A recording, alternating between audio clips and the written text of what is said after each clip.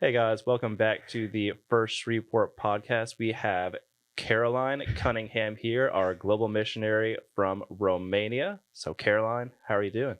I'm doing good. How are you? Doing well. Good. Can you tell us a little bit about yourself and I guess your faith journey as far as how you got into being a global missionary in Romania? Yeah. Okay. So, I graduated college a year ago, with a special ed degree, and I have grown up at this church all my life, and I got started doing like short-term mission trips when I was 16, and I first went to Costa Rica, and I actually ended up going again in 2018. Nice. And then and then I ended up going to Israel with the church in 2018, and that ties into how I am now in Romania, because when I was in Israel, I met Stefania, and she is like the Romanian partner with our church as well. And so I met her, and then I went off to college, and then 4 years later, I knew I wanted to teach in another country just for a year. And so I decided to sign up with Teach Beyond, which is a nonprofit organization where you can choose where you want to go to teach in a English-speaking school that's a private Christian school. Okay. And so I signed up with them, and I got in, and it was great. And I found out that Jessica Weaver was a part of it because she is the Europe director.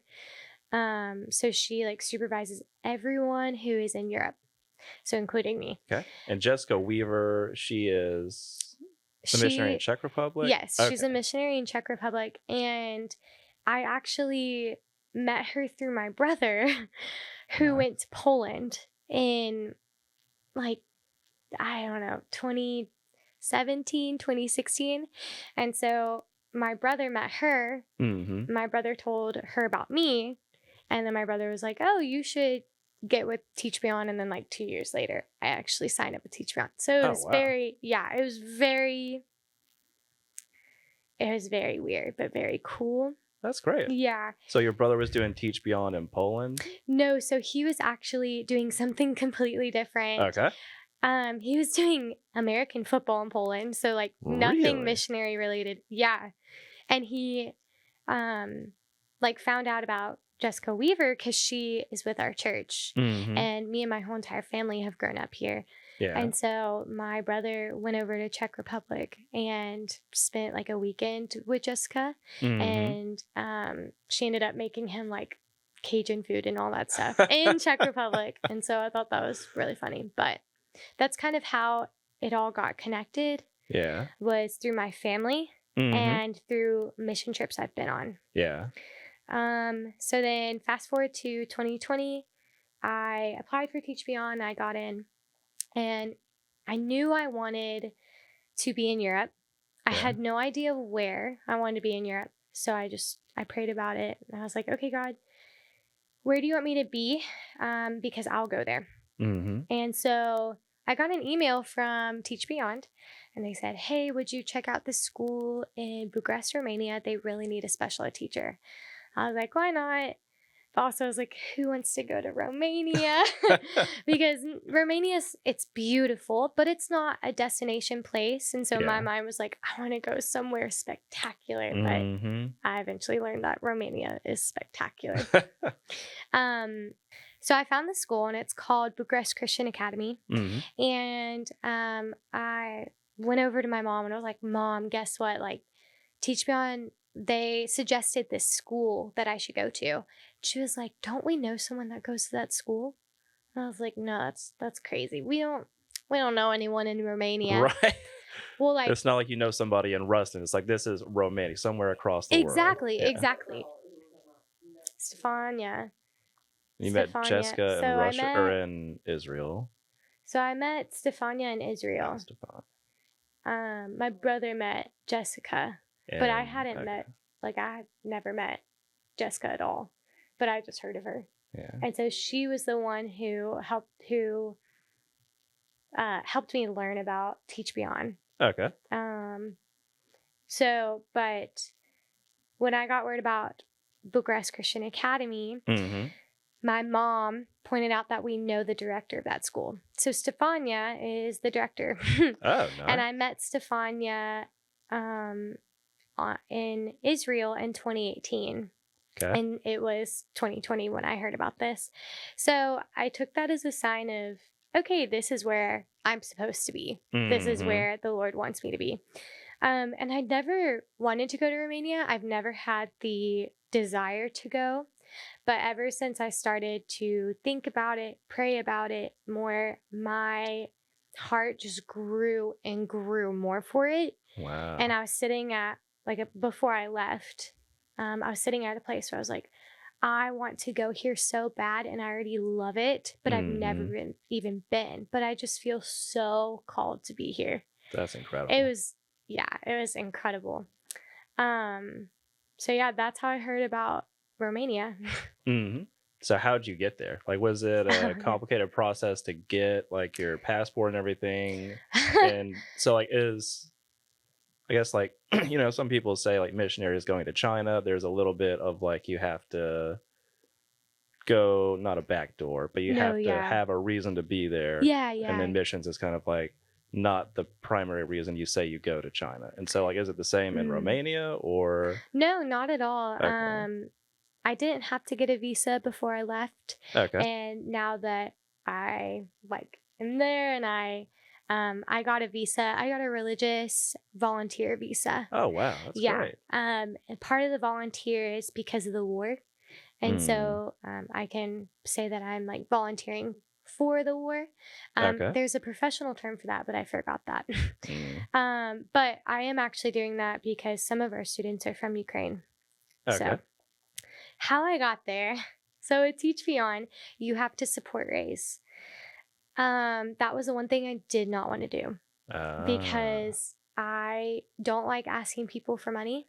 But for my short-term mission trips, I had to support raise as well. Because like growing up, my family, we didn't have enough money to just like spend on a mission trip. And so I'm so thankful for all the people that are in our community that allowed me to go on those trips, which was incredible.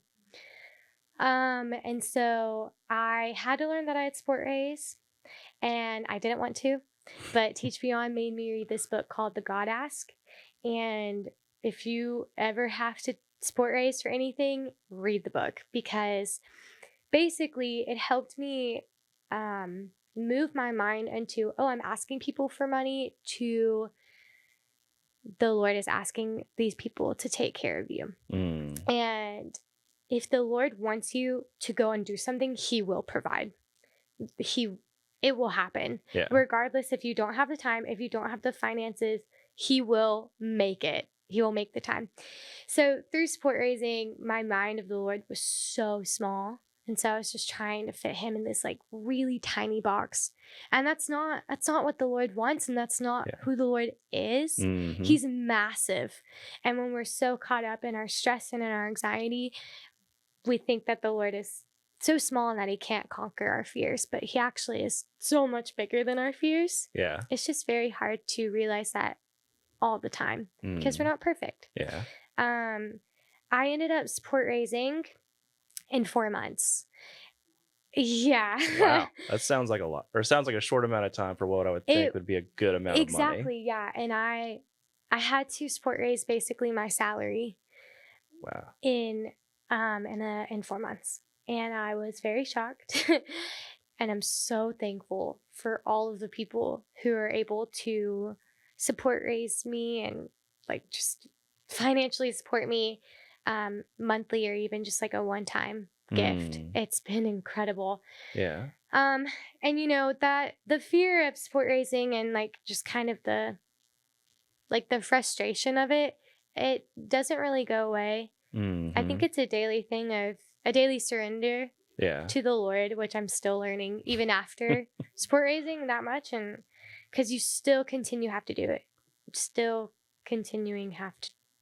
So you have to do it like every year? Like it's not just a one and done kind of thing. Like you have to continue to raise funds to be over Mm-hmm. there. Yeah. There are some people who give a certain amount per month, and they sign up to give like this amount per month. And Okay. I love monthly donations because it's something I can rely on. It's something I don't have to worry about.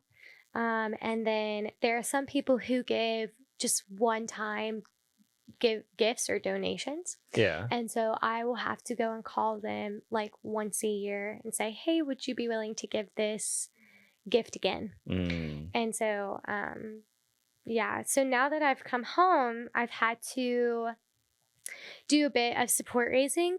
Yeah. Which I don't always enjoy because when I go see someone and visit with someone who is support raising me, I don't want to just go see them because I want them to give me financially, and I don't want them to think that. Oh my goodness. Yeah. I refuse. Like I hate that thought, you know. Because I don't want to be greedy and I don't want their money. I just want to hear what they have to say, and I want to tell them what's been going on. Yeah, you that's know? awesome. So Thanks. it's almost like they're partnering with you in the mission. That's what it is. Okay. Basically they are partnering with me.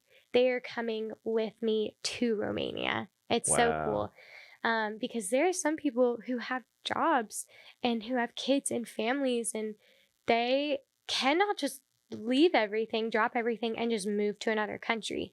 But they can do that through financially or through prayer, supporting missionaries. And it's so cool how someone can just do that with another person who is going. Because I've had people tell me, they're like, I cannot leave, but I'm going to financially support you so that you can leave for me. And I will update these people through monthly newsletters. Yeah. And I'll try to keep in touch with them throughout the year. But the newsletters really help because I'll add in a ton of photos of Romania and my school. And so, yeah. That's great. So you're in Romania for the first time. What's that like? Or what's the transition like going from the States to Romania? Oh my gosh. Romania is a city with 2 million people. So it's very loud. It's very chaotic. There are people who are honking all the time. There are people driving like maniacs. And so you think you're going to get like hit by a car every 5 minutes, but you're not. You're fine. You're fine. You're fine. Romania is big and loud. Okay. Is it Bucharest or Romania? It's Bucharest, Romania. So Bucharest is the capital that I live in, so the city I live in, and Romania is the country, as you know. And so, let's see. I take public transportation. Nice. So I take like a subway to go to school every day. So I went from driving my own car to taking public transportation. And it's very hard. I'm not going to lie. I missed my car. I missed driving. Really? And the freedom that comes with driving, I missed it a lot. Yeah. And so I'm very thankful to be home. And do they have like free? I'm sorry to interrupt. Do they have like? Oh no, you're fine. Free public transportation over there? No. They don't. So I will pay about $18 per month for transportation. Oh, wow. Yeah. The thing about Romania is that it's a lot cheaper to live there than it is in America. So about 5 lei, so like $5 Romanian dollars, is equivalent to $1. Okay. Yeah. Nice. And so getting around takes, like, when you say $18 a month, so I buy a card. Okay. That gives me, like, I just like swipe it every time I get into the subway. And that's what costs me. It's like a monthly pass. Yeah. And so I'll pay for that. That's $18, and I will will take the subway through that. Nice. And so $18, is that like a significant portion of like your monthly income? No. Okay. It's not. Okay. No, it's not. All right. Well, that's good. It's just I didn't know, like, with the, currency difference, like $18 you say goes a long way. So I don't know if you're just dealing with like $200 a month, or, and you don't have to say No. how much Oh, yeah. you have a month, but No, okay. yeah, it's the salary that I have is v- is very low to live in Hmm. America. Yeah. It's, I mean, extremely low. Yeah. No one would ever um live a comfortable life in Hmm. America with my salary. Yeah. But because I live in Romania and everything's a lot cheaper there compared to what Americans pay, Hmm. I live pretty comfortably Okay. in Romania. Nice. Well, Yes. good. That's great. Mm-hmm. And so the work you do as a teacher, you said Mm-hmm. you're teaching English in Romania. So I teach special ed. Okay. So it's an English speaking school. Okay. I do technically teach English if you count like phonics and language arts and Okay. writing. So, yeah, but some kids I teach are diagnosed with a disability, and some of them are not diagnosed with a disability and are suspected of having a disability. Okay. Um, but also, I don't just teach really mainly special ed kids. Some of them need extra help in understanding English. Hmm. Some of them need extra help in math. So I call myself a resource teacher when I'm in Romania Yeah. because a lot of parents don't like the term special ed. And so they even use that here in America. They'll call themselves the resource teachers. So I just help kids with subjects that they're really struggling with. Okay. So, but I mainly love teaching special ed. Nice. Well, that's great. Mm-hmm. So the ministry opportunities you have in Romania, like, can Mm-hmm. you talk a little bit about that? Mm-hmm.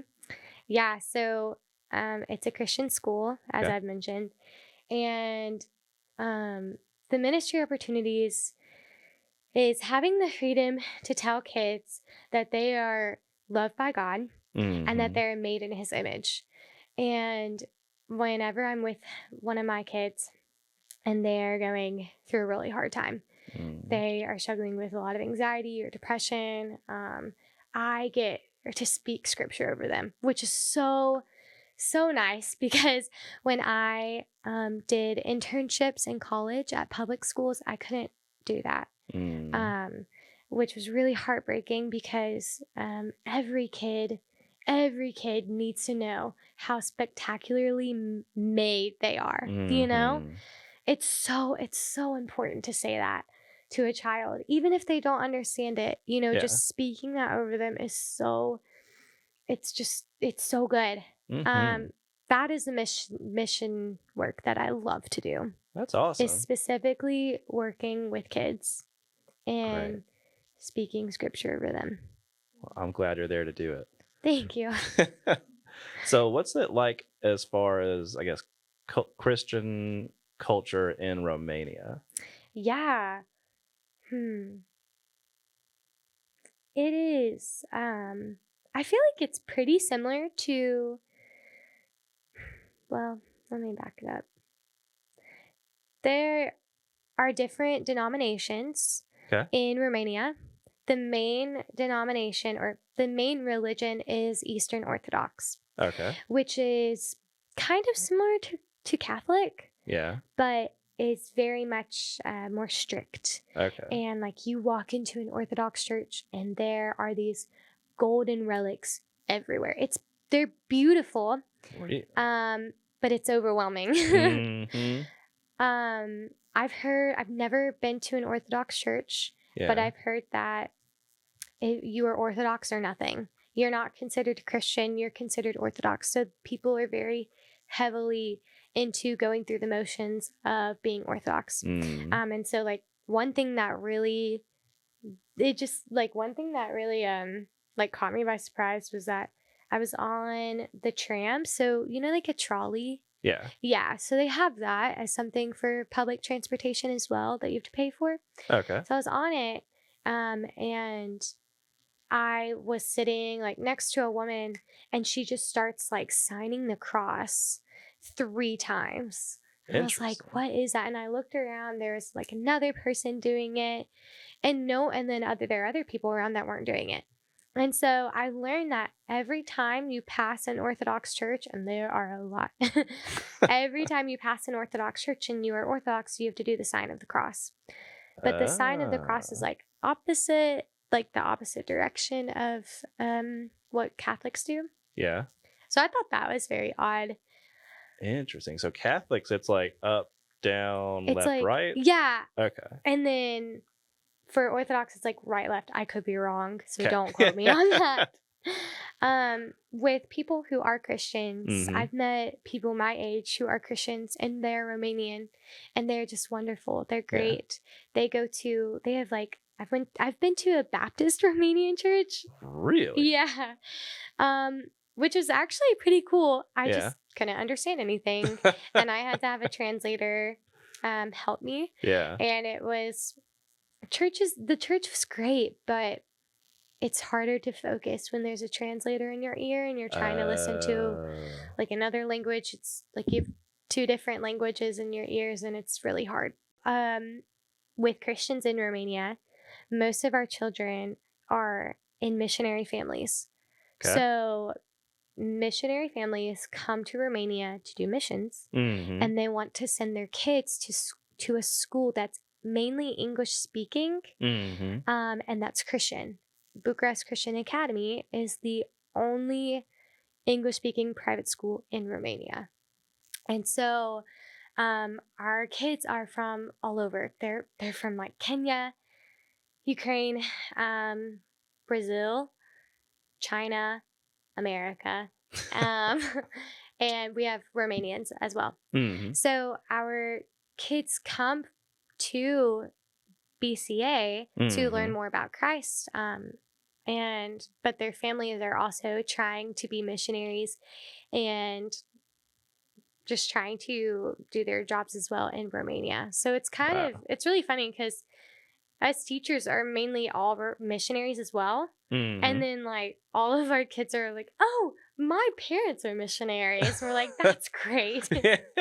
And so yeah. That's great that you'll have a hub. So it's like basically at Bucharest Christian Academy, everyone is essentially a missionary or connected to missions in some way. Yes, almost. Yeah. That's great. So why do you think people come to Romania specifically? That many missionaries come to Romania specifically. I know. I honestly, I don't know. Yeah. I think it's because of the Eastern Orthodox community and how people might want to change that because they are just going through the motions and kind of in a legalistic way. Yeah. Of just very strict and straightforward, wanting to be this because this is right and this is going to make me go to heaven. But, I think people are more keen to share the love of God more and that you don't need to earn your way into heaven. Yeah. So I think that might be a reason why people come to Romania. And it's closer to Ukraine, which is closer to Russia as well. So, yeah. That's great. So I had a question. I completely forgot it. You're good.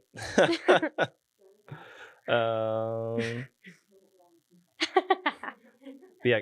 Oh, could you elaborate a little bit more on the Eastern Orthodox Christianity? Because I think I've heard the term Orthodox before. Yeah. But I don't really know what exactly. Like when someone says I'm an Orthodox Christian or Orthodox Christianity, I don't really exactly know what they're saying. So I don't know much about it. Okay. I've just passed numerous churches.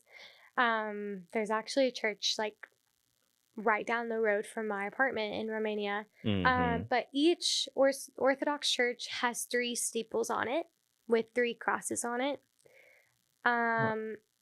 All I know is that they sometimes women cover their hair when they go into the churches. You have to be very quiet and respectful when you go into an Orthodox church.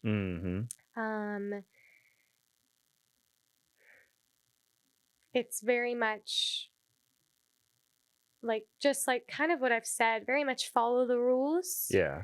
Do this, and this. I've heard of Romanians who aren't Orthodox and who are just Christian, like they completely disagree with Orthodox Really? altogether. Yeah, they aren't very fond of it. I guess because of how strict they are. Yeah. That is all I know. Yeah. So it's kind of like Orthodox is more of a legalist approach to Christianity. Yes. Okay. Yeah, exactly. Interesting. Exactly. Ugh, it's got to be hard. Yeah. I've never met anyone who is Orthodox. I've only explored churches and monasteries, and they are beautiful. But the first time I walked into a monastery, and I was just looking at all the gold relics and all of the paintings of different saints, and it just seemed so much to me. Yeah. And I was just walking around and I was like, Lord, why is this so necessary? Like, why are there relics everywhere? Why are there gold paintings? Like, it's just way too much. And I was just thinking, I was like, God is so simple that why do we need all of these things? Yeah. But I have a respect for Catholics because I do believe that the Catholic Church brings into a sort of respect that we lose from a more of a contemporary church. And so, which I don't mind that. I'm very fond of that. But in the Orthodox Church, it just became so much that it was so overwhelming that I just thought it was kind of silly. Yeah. That there were so many different things, like different paintings on the ceilings and many gold things hanging from the ceilings and all of this stuff. It just, as simple as the Lord is, it just seemed unnecessary. Yeah. I get that. Because, I mean, with Catholicism, I grew up Episcopalian, which is, kind of around Catholicism. And so there's a little bit of that. There's definitely an ornate aspect to Catholicism, but there's a message behind all of it. Like there's a meaning behind why things are a certain way, and it's kind of tied to like the Old Testament a little bit, and more reverence, acknowledging reverence to God and Christ. And so it sounds like Orthodox is kind of just like a flex. Yes. Yeah. That's a really good way of putting it. Yes, exactly. Oh gosh, flexing in Christianity. I feel like that's kind of an interesting thing. It's an interesting thing to say. But I feel like it's very true though, if you think about it. Yeah. Yeah. Well, if we're ever in Romania, I'll definitely be sure to check out. And you should. Well, can you check out an Orthodox church, or is it one of those where you have to be invited? No, I mean, I've heard that you can just walk in and you can go and explore the church. Well, I meant like you can explore the church anytime, but just don't just go in on a Sunday and be a tourist. That's no. But not a good idea. Yeah, but I've explored many Orthodox churches and I've just walked in and my mom came to Romania with me one time and we just went and explored an Orthodox church and it was really cool. Yeah. So you can just go in and look at it as a tourist. On Sundays, you can also go into a church service. I've never been bold enough to do that. I'm scared to do that. I'm sure. So yeah, also I have no idea what they're saying because they're speaking Romanian, and so yeah. So sounds like it'd be like a Baptist going into a Catholic church on a Sunday. You would have no idea what to do and when to do it or what's going on. Yeah, imagine a Baptist going into an Orthodox church. That'd be entertaining. Yes. Yeah. But anyway, speaking of culture, I know before we started recording, you were talking about how Americans are easily spotted in Romania. Oh my gosh. Yes. Because you're in a sea of people speaking Romanian. And then when you hear that one person speaking English, it doesn't matter if they're American or British or Australian or just speaking English in general with an accent, you catch it. So, I don't even know how to describe it. Like, it's just like, oh my gosh, are you from a different country? And it's like that connection, but you don't want to seem creepy with that person. But Americans are very loud. so you can hear them very easily. Mm-hmm. And we get a lot of attention from our voice and just the clothes that we wear. Really? Yeah, so I didn't think that was an odd thing. And then I moved to Romania. A lot of people in Romania mainly wear darker colors, and they wear lots of like black and gray. And so one time I was wearing these like printed pants that are like teacher pants, so you get at Target and all that stuff. Yeah. And I was so excited, and I went out to the subway to go to school. And all of these people were just staring at me, and it made me so mad. I was so frustrated. I was so mad. And they literally would not stop staring. Yeah. And you know, if you stare in America, what is that considered? Rude. Exactly. It's rude. But when I went to school, I went and spoke to Mihaela, who is one of my Romanian coworkers. And I was like, why do people stare at me all the time? Like, look what I'm wearing. This is nothing. Like, if I showed you what I was wearing, you'd be like, oh, why would you stare at that? That's like fine. She was like, Caroline, they're not staring because it's rude. Staring that means that they're curious. I was like, oh. So that was my first encounter of, okay, so not everything is aligned with American culture because I'm in a completely different country. Yeah. And it's kind of, when you go to a different country, you must leave your culture behind and open yourself up to learning so many things. Yeah. Because you cannot go into another country and be like, oh, right, I'm going to Americanize everything. Absolutely not. Absolutely not. You need to go into another country and say, okay, let me learn about your culture and everything there is to know about being Romanian. Yeah. And it's showing a respect. And also it helps you really ease into that culture and learn more. So yeah, that was my like very first frustrating cultural experience. So I guess I'm curious, on Easter Sunday, like, did you have a special outfit? My gosh, no, that's so funny about Easter. I didn't have a special outfit, but Easter is very different in Romania. And for my school, we have Romanian holiday breaks, and then sometimes we have American holiday breaks. Sometimes, like, we don't have Labor Day off, though. So I was kind of sad when all my friends had Labor Day off, and I was like, oh, hello. Yeah. It's fine. But we celebrated 2 different Easter days. So our school had Eastern Orthodox off. Okay. Because Eastern Orthodox is like either a week before or a week later of actual Easter. And then I go to an international church that's predominantly Baptist. And so we celebrated Easter on a different day. And so we had like American Easter Sunday that I celebrated. And then that next weekend I had off. So I like went to Germany to go see my friend. So that was really cool that I kind of had like 2 Easters, but not. So yeah. That's fun. So like, was the, I guess, clothing all seersucker, pastel, everything? Oh my gosh. No. Okay. Absolutely not. I forgot about that. Like, people in this church will wear seersucker. I miss that. Wow. They will, like, my dad will just come out in his seersucker, and yeah, I forgot about that.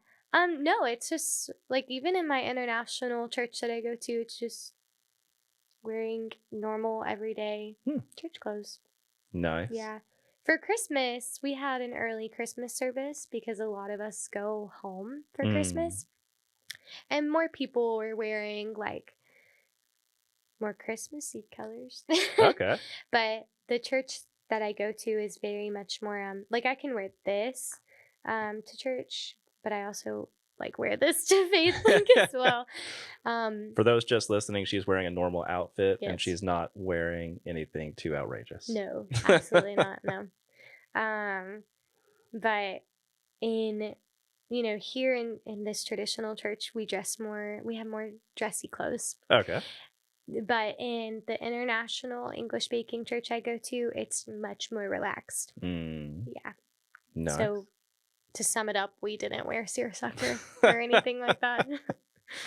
Oh, that's funny. I'm pretty sure if you wore that, you would get so many stares. You'd Yeah. probably get made fun of. There would definitely be Romania. questions. Are people, I guess in America, like, if you're at the grocery store and someone's doing something or someone has something strange on, they'll ask them about it.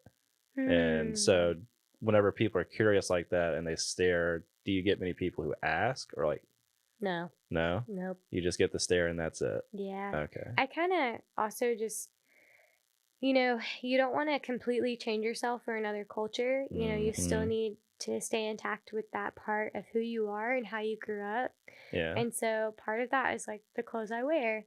And I wear much more relaxed clothing. And so when I go to the grocery store, I will wear whatever I wear in America, and I do not care what people say and what the stares I get, because you have to have a different sense of confidence. It's fine. Yeah, but sounds people, like it. if they come up to me and ask me a question, I don't understand them, and I will try to speak English to them or a little bit of Romanian, and then they get kind of upset and frustrated and they just leave. Like, I'm sorry. So you can't please everyone. Right. So, yeah. Oh, goodness. And so with ministry opportunities, like, do you have a highlight where, God just really stood out in your time in Romania, or anything that has been like, special to you as far as being a missionary in Romania? Yeah, I have two completely different things, like very different. One is I have recess duty.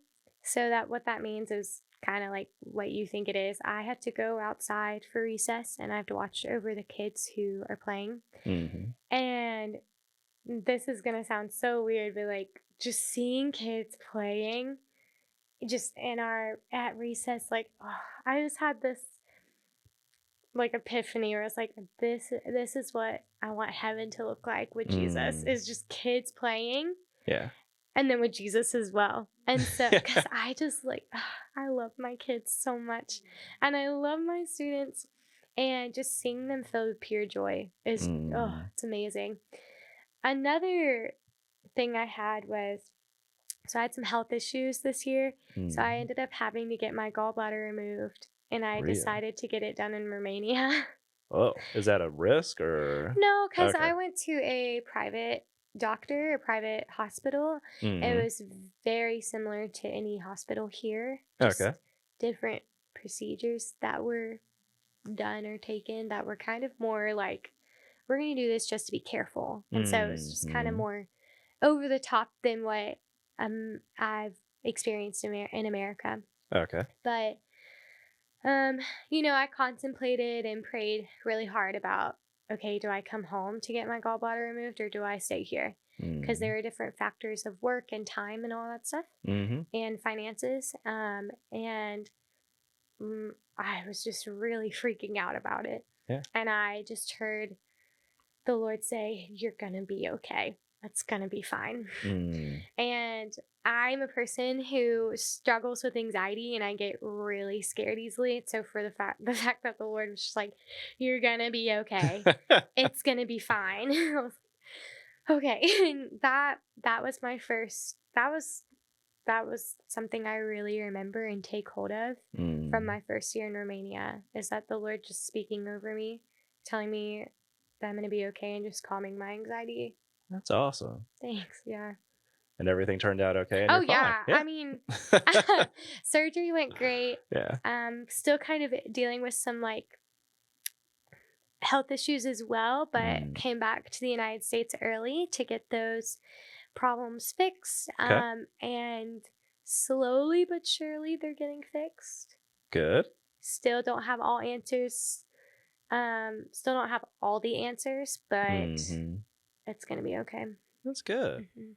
So have you made like Romanian friends who aren't missionaries, or? Actually, yes. That's cool. Yeah. my coworkers, they are missionaries, Mm-hmm. but one of my coworkers has been in Romania longer than me. And so I've met Romanian friends from her.